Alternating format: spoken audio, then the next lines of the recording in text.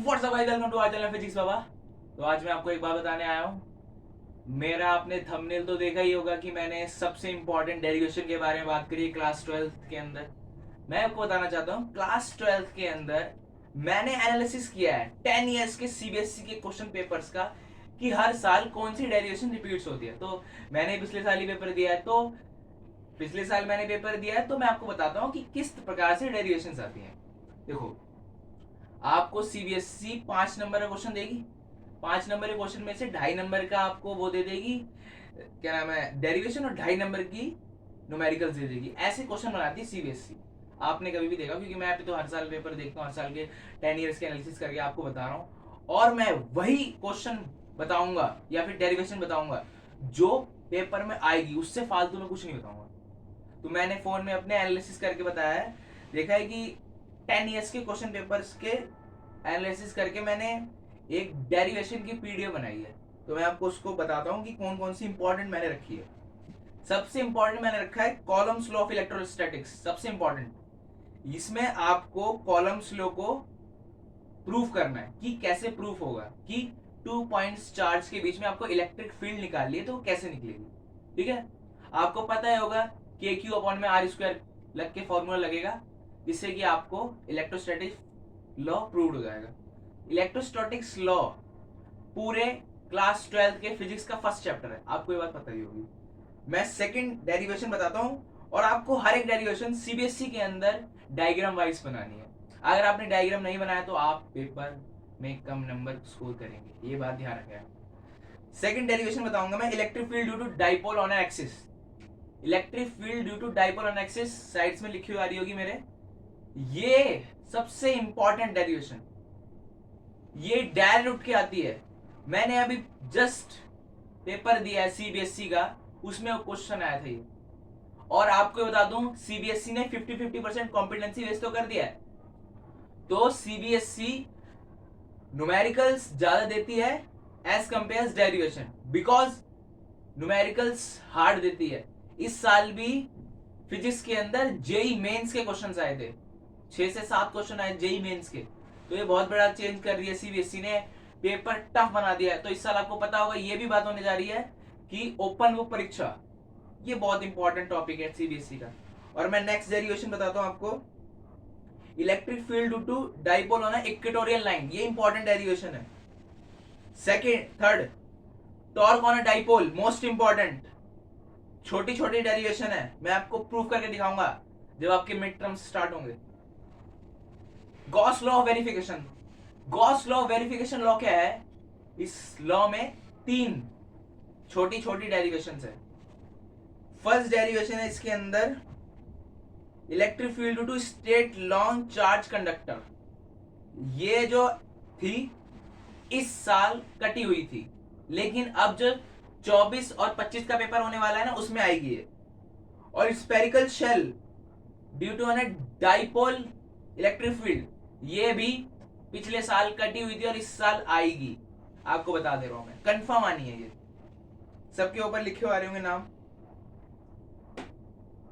Second chapter के अंदर आ जाते हैं, potential at point due two point charge. Point charge के बीच में आपको पोटेंशियल एनर्जी निकालनी है, वो आपको फाइंड करना है। 2 पॉइंट चार्ज है, उसके बीच में पोटेंशियल डिफरेंस निकालना है, एक को कुछ भी मान लो और मिड हाफ डिस्टेंस लेना है आपको। ठीक है, सेकंड डेरिवेशन है potential due to dipole, most important derivation.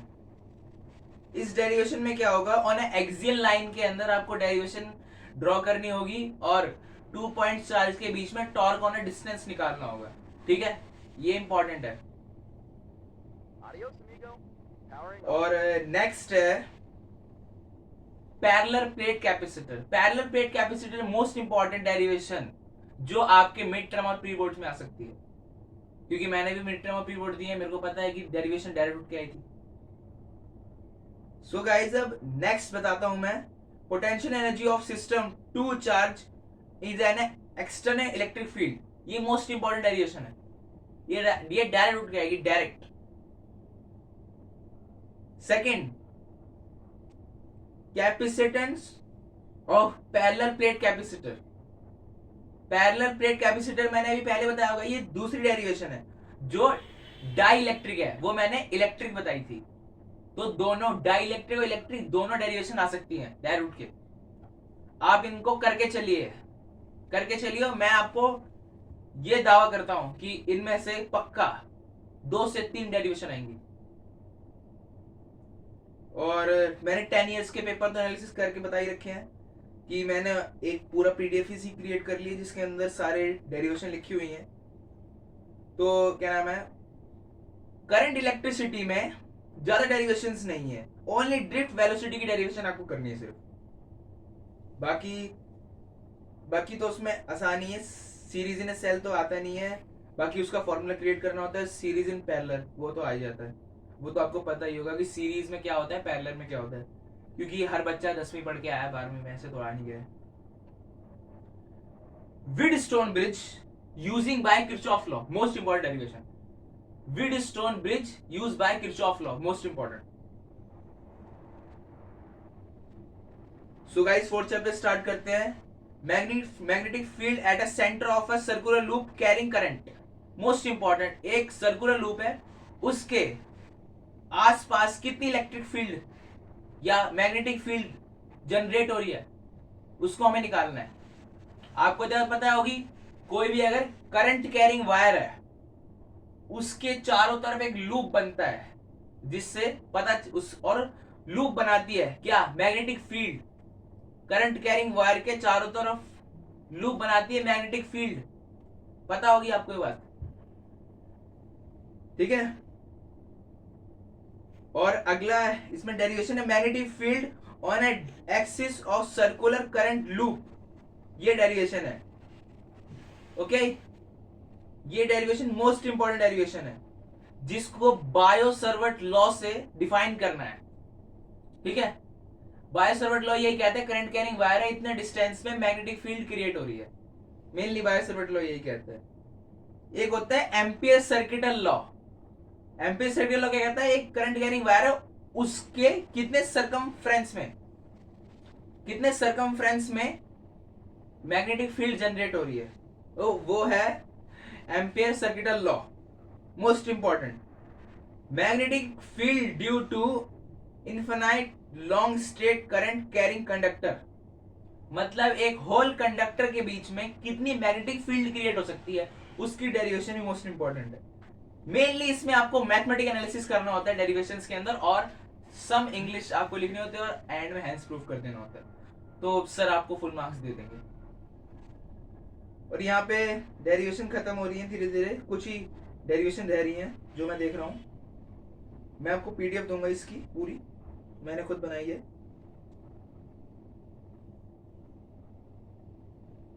Second 6th chapter electromagnetic induction के अंदर मोशनल ईएमएफ, इंड्यूस ईएमएफ, दोनों के बीच में डिफरेंस हमेशा आता है, और इस साल भी आया था 2023 से 24 के पेपर में।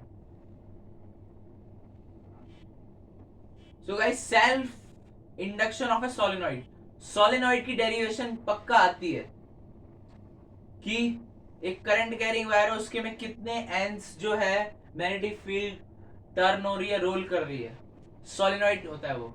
ओके, बाकी मेनली खत्म है। अब हम रे ऑप्टिक्स पे आ जाते हैं।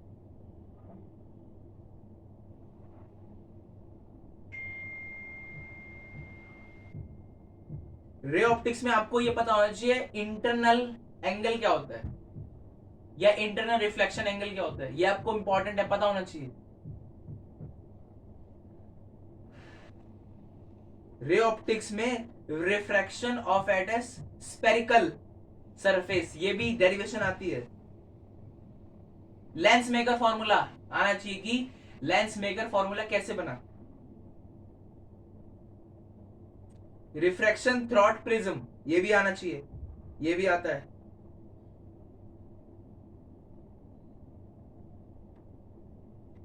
वेव ऑप्टिक्स के अंदर पोजीशन ऑफ फ्रिंज विथ इनफ्रेंस के अंदर मैक्सिमा मिनिमा निकालना आना चाहिए आपको। मेनली इसमें मैथमेटिक एनालिसिस करना है, दोनों मैक्सिमम मिनिमा में एक ग्राफ आपको क्रिएट करना है, और सम लाइंस मूव करेंगी y axis to x axis downward. 11 chapter dual nature of radiation of matter में डी ब्रॉगली इक्वेशंस की थ्योरी याद करनी है बस। और एटम में तो आपको पता ही होगा कि मैंने उसकी डेरिवेशन भी करा रखी है एटम वाले की, तो कि आपको हाइड्रोजन एटम की एनर्जी कैसे निकालोगे, वो पूरी डेरिवेशन आपको आनी चाहिए। बस मेनली यहाँ पे खत्म हो जाता है। और मैं आपको बताना चाहता हूं, अगर आपने एक जो मैंने डेरिवेशन बताई सारी कर ली, आपके डेरिवेशन में कोई मार्क्स नहीं काट सकता। और जो मैं बताऊंगा उसमें से कर ली, जिस एनालिसिस से मैंने बताया है उसी एनालिसिस से कर ली, 1 से 2 दिन के अंदर मैं अपने डिस्क्रिप्शन में वो पीडीएफ अपलोड कर दूंगा और आप उसको देख सकते हो।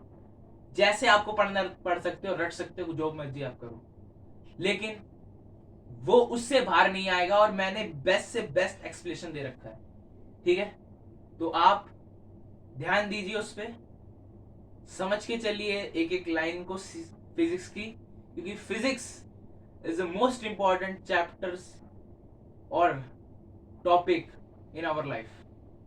क्योंकि आप देख सकते हैं कि मेजरली बच्चा फिजिक्स या केमिस्ट्री में अटकता है, बायोलॉजी मैथमेटिक्स कर लेता है, फिजिक्स में अटकता है। और हर बच्चे की यही मांग होती है कि मुझे फिजिक्स अच्छे तरीके से आए और फिजिक्स में मेरे अच्छे नंबर आए। तो मैं आपको बता रहा हूं, डेरिवेशंस बता दिए मैंने, न्यूमेरिकल्स के टॉपिक्स बताऊंगा, किस टॉपिक से न्यूमेरिकल्स आएगा और कौन कौन से फॉर्मूले आपको याद करके जाने हैं बोर्ड के अंदर, ठीक है? आप एक एक न्यूमेरिकल करके चलेंगे तो आपका अच्छे नंबर आने से कोई नहीं रोक सकता। सो गाइज, और मैंने कुछ वीडियोस भी बनाई है नीट के स्कैम के ऊपर, तो आप उन्हें भी देखिए, लाइक करें, सब्सक्राइब करें, शेयर करें। Thank you.